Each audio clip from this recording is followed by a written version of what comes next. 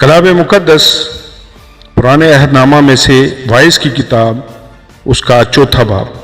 تب میں نے پھر کر اس تمام ظلم پر جو دنیا میں ہوتا ہے نظر کی اور مظلوموں کے آنسوؤں کو دیکھا، اور اس کو تسلی دینے والا کوئی نہ تھا، اور ان پر ظلم کرنے والے زبردست تھے، پر ان کو تسلی دینے والا کوئی نہ تھا۔ بس میں نے مردوں کو جو آگے مر چکے ان زندوں سے جو اب جیتے ہیں زیادہ مبارک جانا، بلکہ دونوں سے نیک بخت وہ ہے جو اب تک ہوا ہی نہیں، جس نے وہ برائی جو دنیا میں ہوتی ہے نہیں دیکھی۔ پھر میں نے ساری محنت کے کام اور ہر ایک اچھی دستکاری کو دیکھا کہ اس کے سبب سے آدمی اپنے ہمسایہ سے حسد کرتا ہے، یہ بھی بطلان اور ہوا کی چران ہے۔ بے دانش اپنے ہاتھ سمیٹتا ہے اور آپ ہی اپنا گوشت کھاتا ہے۔ ایک مٹھی بھر جو چین کے ساتھ ہو ان 2 مٹھیوں سے بہتر ہے جن کے ساتھ محنت اور ہوا کی چران ہو۔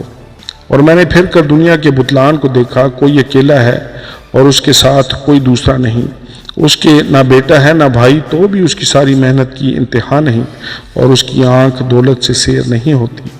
وہ کہتا ہے میں کس کے لیے محنت کرتا اور اپنی جان کو عیش سے محروم رکھتا ہوں، یہ بھی بطلان ہے، ہاں یہ سخت دکھ ہے۔ 1 سے 2 بہتر ہیں کیونکہ ان کی محنت سے ان کو بڑا فائدہ ہوتا ہے، کیونکہ اگر وہ گریں تو ایک اپنے ساتھی کو اٹھائے گا، لیکن اس پر افسوس جو اکیلا ہے جب وہ گرتا ہے، کیونکہ کوئی دوسرا نہیں جو اسے اٹھا کھڑا کرے۔ پھر اگر 2 اکٹھے لیٹیں تو گرم ہوتے ہیں، پر اکیلا کیوں کر گرم ہو سکتا ہے؟ اور اگر کوئی ایک پر غالب ہو تو وہ اس کا سامنا کر سکتے ہیں، اور تہری ڈوری جلد نہیں ٹوٹتی۔